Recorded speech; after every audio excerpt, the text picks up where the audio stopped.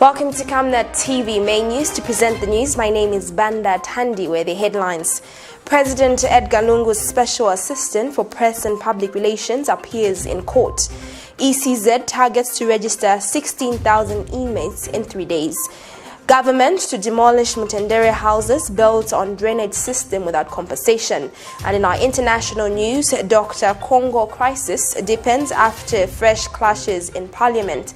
And in our sports news, Zambia under 20 qualifies to the semi-finals at the ongoing 2020 COSAFA Men's Championship in South Africa. Do join me the details after this break.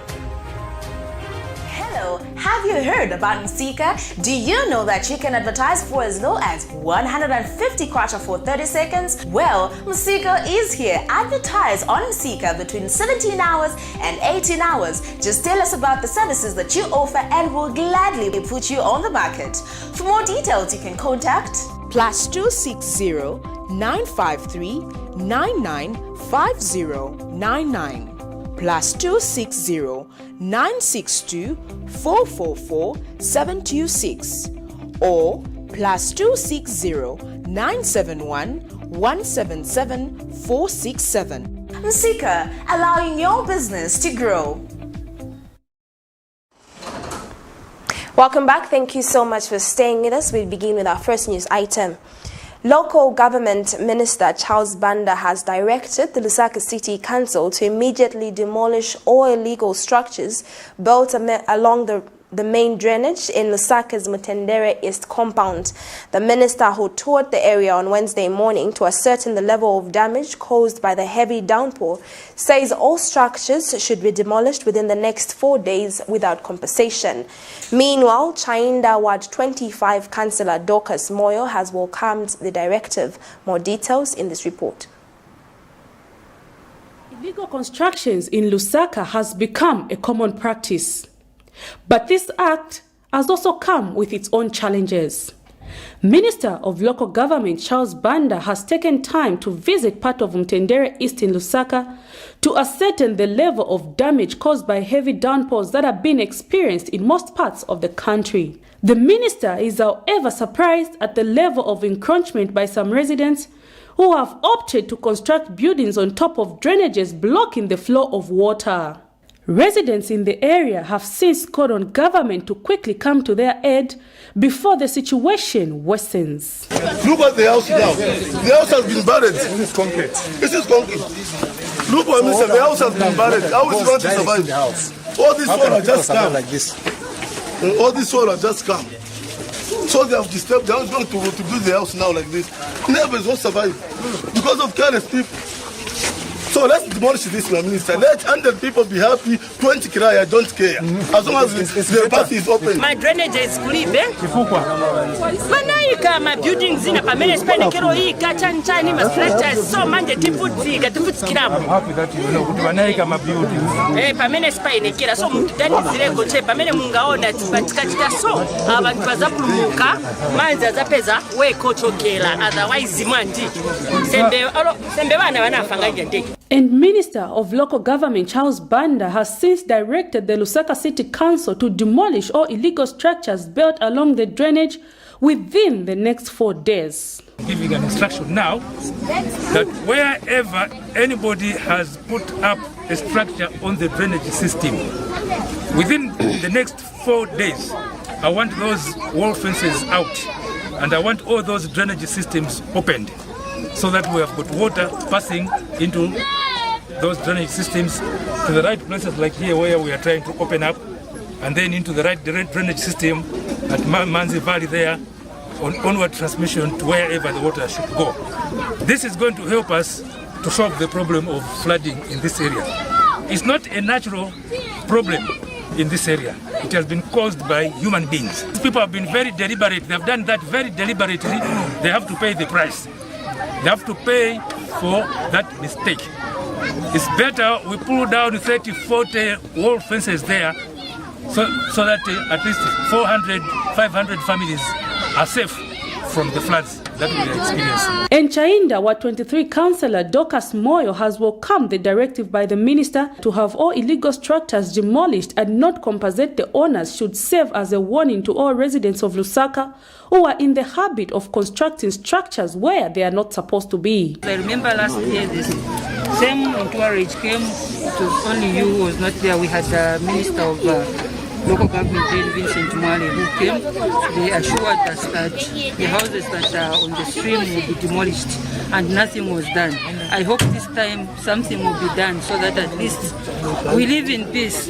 Because we are tired of being insulted, the councillor and the MP are insulted every day for the things they did themselves. They are the ones that have built on the drain.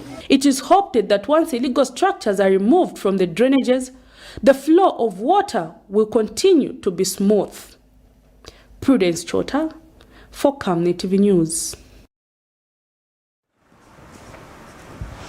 The Opposition United Party for National Development UPND says it is becoming increasingly difficult to rely on President Edgar Lungu's opinion on legal matters because his interpretation of the law has proved to be flawed. In May 2016, President Edgar Lungu advised 7 cabinet and deputy ministers to remain in their offices while Parliament had dissolved, saying that's what the Constitution said. The president further challenged Zambians to take interest in reading while urging those aggrieved with his decision to take it up with the courts of law, as his decision was based on the interpretation of the law. Based on the president's interpretation, the UPND, through its Secretary General, Stephen Katuka, and the Law Association of Zambia, LUNGU'S, took the matter to the Constitutional Court, which in its verdict has found that the ministers were wrong to remain in office while Parliament had dissolved, therefore urging them to pay the money they obtained during that period. Mr. Katuka, in an interview, says it is also clear that the president is misleading himself and his supporters, that he is eligible to contest in the 2021 general elections, saying this is against the Constitution.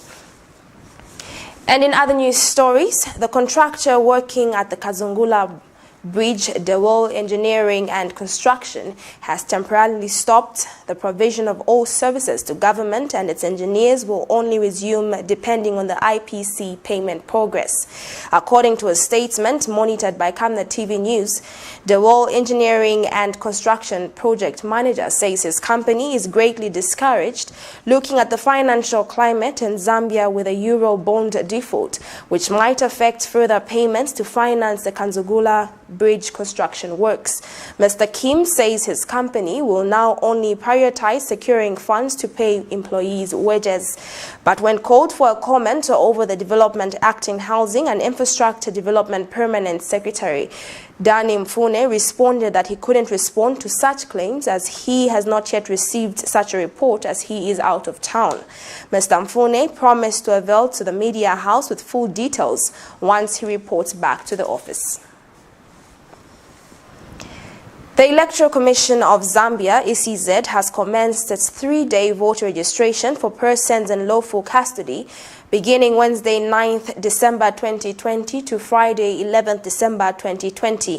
ECZ Acting Public Relations Manager Silva Walia explains that the Commission intends to register 16,000 inmates in 3 days. According to a media statement availed to Camnet TV News, Ms. Walia explains that the registration of inmates as voters is being done in line with the judgment made by the Constitutional Court, which ruled in the case of Godfrey Malembeka versus the Attorney General and the Electoral Commission of Zambia. The judgment states in part that the persons in lawful custody and those whose freedom of movement is restricted under any written law have the right to vote in future elections. Ms. Walia explains that persons in lawful custody will be registered under the guidelines contained in Article 46 of the Constitution of Zambia Amendment Act No. 2 of 2016, which includes that a person must be a Zambian citizen, attain the age of 18 years and above, and or will be 18 on or before 9th May 2021 and is in possession of a green national registration card. Let's get the details. Accreditation of independent observers from civil society and other institutions to observe the process of registration of voters in correctional centers has been undertaken, and only accredited institutions will be allowed to observe. The inmates will be registered under the existing polling districts where the correctional facilities are located. The registration will be undertaken by the ECZ registration officers. The Commission undertook orientation of Zambia Correctional Facilities staff on the voter registration exercise and their roles, and this has since been completed. The Department of National Registration and Passports will issue NRCs to all inmates that are eligible to vote. This exercise will be conducted simultaneously with the voter registration exercise. During this exercise, the Commission is targeting to register 16,000 eligible inmates across the country. And kindly note that prison population is fluid and the number might go up or down during the voter registration period. Northwestern Province Police Commissioner Elias Chushi has disclosed that grade 9 pupils at Tambu Secondary School in Mwinilunga District of Northwestern Province on Tuesday ran amok, destroying property at the school. The police chief explains that pupils rioted over tough examinations they were subjected to. The commissioner tells Camnet TV News in a statement that the pupils set ablaze 2 grass-thatched kitchens at the school before police moved in to quell the protest. Commissioner Chushi says the incident happened around 23 hours. No arrests have so far been made, but the commissioner has warned that lawlessness will not be condoned. Commissioner Chushi has meanwhile banned pupils against patronizing drinking places and intended sex parties in the area. Secondary School Teachers Union of Zambia, SASTU's General Secretary Wamuyuma Stumbekiso has called for the strengthening of guidance and counseling departments in schools as a means of ending gender-based violence and related vices amongst teachers and pupils. Speaking when he officially opened an in-house workshop for SASTUs in observance of 16 days of activism against gender-based violence, Mr. Stumbekiso says schools play an important role in tracking the behavior of pupils, which can be complemented with guidance and counseling departments. The SASTU's Chief Executive Officer has since urged the participants to take the fight against GBV personal, adding that on one way or another, one is affected. More in this report. The Secondary School Teachers Union of Zambia, SASTUs, like many other organizations, have made their stance clear towards the fight against gender-based violence, urging its members to take the fight personal if it has to be won. Union General Secretary Stumbekiso Wamoyowa says the union is not spared from the scourge of gender-based violence, hence the need to be proactive and prevent such vices. He says the country is experiencing many forms of violence which need concerted efforts to overcome, hence the union organizing a workshop for its members to build capacity on matters relating to gender-based violence. The meeting was being facilitated by the Zambia Police. We are going to participate even after the 16 days of activism come to an end, to ensure that we do not only eliminate gender-based violence, but we eliminate violence at large. The moment we leave any form of violence thrive, that which we have tried to eliminate will find its way through and it will come back.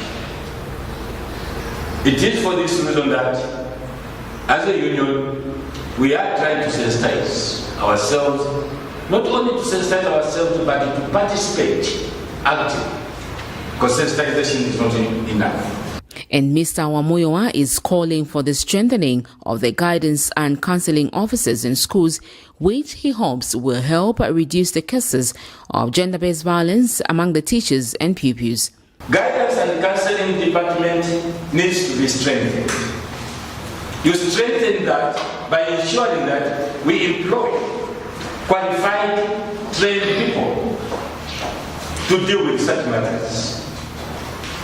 When you have highly qualified, trained people running these departments of guidance and counseling, they will be able to give us any warnings, because sometimes prevention is better than cure.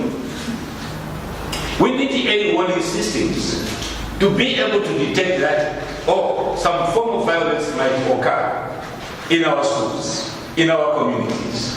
Speaking on the sidelines of the workshop, the Zambia Police National Gender Coordinator, Lloyd Mushauko, says the police take matters of gender-based violence seriously in line with their mandate of protecting life and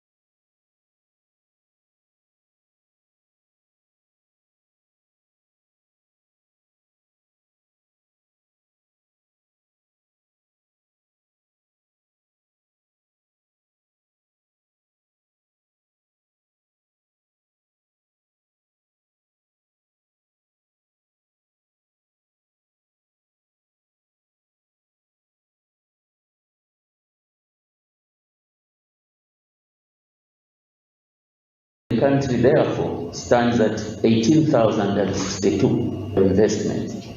Therefore, this morning, the cumulative number of COVID-19 cases in our country stands at 18,062, including the 364 deaths, disaggregated as I have stated.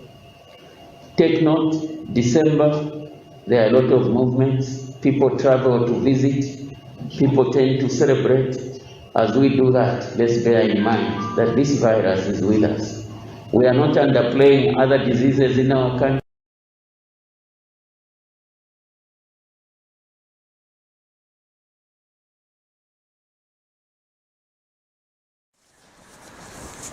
Still to come is our international and sports news. Just stay with us. From time immemorial, we have had different types of lighting options, from those that can burn down our investments in minutes to those that dig holes in our pockets due to constant replacement and huge consumption of our ZESCO units. Savenda Electric introduces the new and advanced electric bulb with cutting-edge technology of LED that has low power consumption, gives out bright white light, and lasts up to 25,000 hours. Savenda Electric manufactures all types of LED light, like plastic LED fluorescent tubes, down lights, ceiling lights, outdoor fittings, and solar street lights made to customer specifications. Let's live on the bright side of life by choosing the wide range of Savenda electric lighting solutions that are available in all leading stores and supermarkets countrywide. For orders, call 0962-642-490 or email jnbunda@savenda.com or pchabula@savenda.com. Stay home, stay safe. Times have changed. With the advent of the coronavirus, Lusaka Water Supply and Sanitation Company would like to advise its esteemed customers to avoid visiting crowded places. You don't have to move to pay your water bill. You can do it in the convenience of your home. You can pay your water bills through Zanaco Zapit, Stanbic Bank, Standard Chartered Bank, and FNB. You can also use Airtel, MTN, and Zamtel Kwacha mobile money transfer services. For any inquiries to report a fault, please contact our customer service on +260 211 251 571, +260 975 618 618, and toll-free line 5957, Zamtel only. You can also simply email customerservice@lwsc.com. This public announcement is brought to you by the Lusaka Water Supply and Sanitation Company. Water is life. Sanitation is health. Welcome back. In our international news stories, the United Nations Army on Tuesday said it had fired or suspended 14 officers and enlisted soldiers at the controversy-laden base at Fort Hood, Texas, and ordered policy changes to address chronic leadership failures that contributed to a widespread pattern of grisly violence, including murder, sexual assaults, and harassment. 2 general officers were amongst those being removed from their jobs as top army leaders, announced the findings of an independent panel's investigations into problems at the Texas base. The actions taken by the Army Secretary, Ryan McCarthy, comes in the aftermath of a year that saw 25 soldiers assigned to Fort Hood died due to suicide, homicide, or accidents, including the death of specialist Vanessa Guillen. Guillen was missing for about 2 months, but her remains were found. The firings and suspensions include Army Major Secretary Scholz, and who left in charge of the base earlier this year when Guillen was killed, as well as Major General Jeffrey Broadwater, commander of the 1st Cavalry Divisions. Here are the details of the report by Al Jazeera. We need answers! When Vanessa Guillen disappeared in April, her family and friends protested outside of the Army base where she was stationed, Fort Hood, demanding the Army do more to find her. Her remains were found a few months later. Police say another soldier bludgeoned her to death, then dismembered and burned her body. He killed himself as police were moving in to arrest him. Her family said she was being sexually harassed, but was too afraid to report it, and it turns out she wasn't alone. What we found was that there was a fear of retaliation, all forms of retaliation, stigmatism, ostracism, derailing a career, assignments, work assignments, and that sort of thing. Chris Swecker led the investigation into the base and found rampant problems with sexual harassment and assaults. In the last 4 years, there have been more than 150 non-combat related deaths at Fort Hood, including 7 murders and 71 suicides. I am gravely disappointed that leaders failed to effectively create a climate that treated all soldiers with dignity and respect. Because of this, to restore trust and confidence and accountability, I directed the relief and/or suspension of commanders and other leaders from the Corps to the squad level. In all, 14 people have been fired or suspended, and the Army is promising widespread changes for the entire service.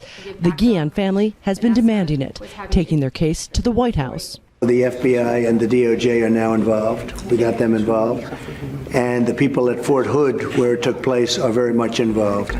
We didn't want to have this swept under the rug, which could happen. And to Congress, where they say the laws that govern service members need to be changed. They say this report is just the first but important step. I ask everyone who hears about Vanessa's name or hears about sexual violence in the military or anywhere to endorse the bill, the act, because this will keep my sister's legacy alive, and believe me that it will save lives. The Army plans to make one permanent change, renaming the gate for Guillen, at the spot where friends and family brought attention to her story that we now know was shared by thousands of other soldiers. Patty Culhane, Al Jazeera. A political crisis in DR Congo has seen more clashes in the country's trashed parliament, after which MPs supporting President Felix Tshisekedi moved to oust the majority party loyal to his predecessor, Joseph Kabila. At least 3 people were hurt in the second day of clashes as rival groups, including lawmakers, brawled and hurled objects before police who were deployed to restore order. France 24 has more in the following report. Scenes of chaos inside the DRC's National Assembly. Lawmakers and supporters of President Felix Tshisekedi's UDPS party clashed with pro-Joseph Kabila MPs in a massive brawl which forced police to intervene. The violence followed similar scenes on Monday when UDPS lawmakers trashed podiums to prevent a session called by the Assembly's pro-Kabila president, Janine Mabunda. Nous avions l'objectif de barrer la route, sinon d'empêcher la tenue de cette plénière cavalière qui a été convoquée par Mabunda irrégulièrement. The clashes came amid a growing rift between President Felix Tshisekedi and Majority Leader Joseph Kabila. The crisis blew out into the open on Sunday after Tshisekedi said he would seek to form a new ruling coalition and threatened to dissolve parliament. The announcement sparked a fierce rebuke by pro-Kabila MPs who hold a wide majority in parliament and who denounced a violation of the constitution. Le FCC ne se sentant nullement concerné par les annonces inconstitutionnelles du chef de l'État, le rejette en bloc. After his election in 2018, Felix Tshisekedi agreed to share power with Joseph Kabila in a secret agreement which was never fully made public. An alliance between 2 juggernauts of Congolese politics, which now seems broken beyond repair. We'll now take a look at what we have in our sports news.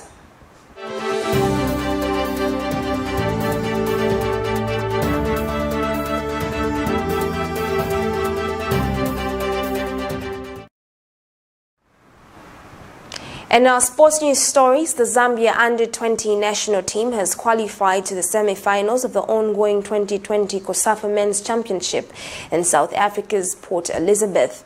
Zambia's qualification was sealed following Wednesday's beating of the Young Flames of Malawi by 1-0. The Young Chipolopolo topped the group with 9 points from 3 wins. The 2 finalists at this year's competition will win at a place at the 2021 Africa Under-20 Cup of Nations. The top 4 sides in Mauritania will win a place at the World Cup, which is scheduled to be held in Indonesia from May 20th to June 12, 2021. Here are some highlights from the match.